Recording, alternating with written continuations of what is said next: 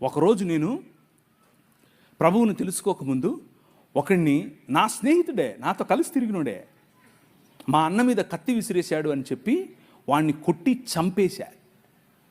Murder చంపేసి పొదల్లో పడేసి వెళ్ళిపోయా. వాడు చావాలని నేను బతికా, లేకపోతే నేను జైల్లో ఉండేవాడిని. Kadapa central Xylo, Rajahmundry central Xylo.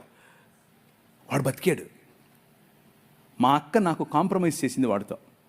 ఆ రోజు ఒక సన్నని మెల్లని స్వరం, ఈ ఊరు విడిచిపెట్టి వెళ్ళిపోను, నువ్వు వెళ్ళిపోయి వేరే వేరే ఊర్లో వెళ్ళు అన్నాడు.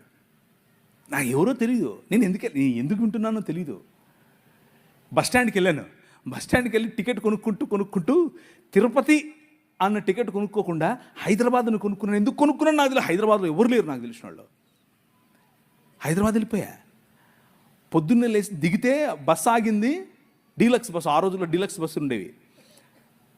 దిగా, ఎక్కడికి వెళ్ళాలో తెలీదు. ఒక ప్రాంతానికి ఆయనే నన్ను నడిపించాడు.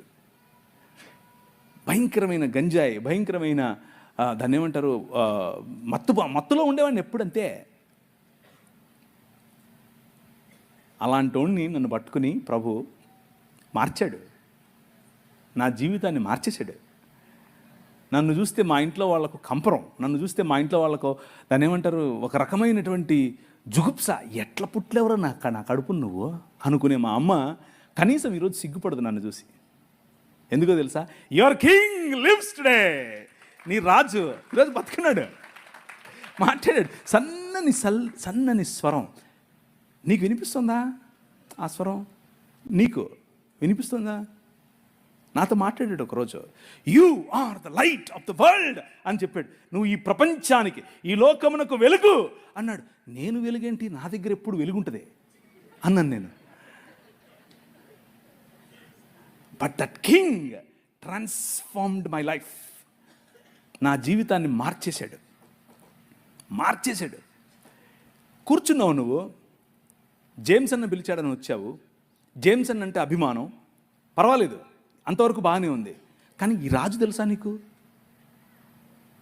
ఈ రాజుతో పరిచయం ఉందా? ఈ రాజు స్వరం విన్నావా? ఈ రాజు నడిపిస్తూ ఉంటే నడిచావా? నీకు ఆయనతో అనుబంధం ఉందా? నీకు ఆయనతో పరిచయం ఉందా? నీ కుటుంబంలో ఈ రాజు రాజా, లేకపోతే మత ప్రాతిపదికన ఒక పక్క గుడిగట్టి ఆయన కూర్చోబెట్టించావా గుమ్మంలో? Think about it. Your king is real king. నీ రాజు సామాన్యమైన రాజు కాదు.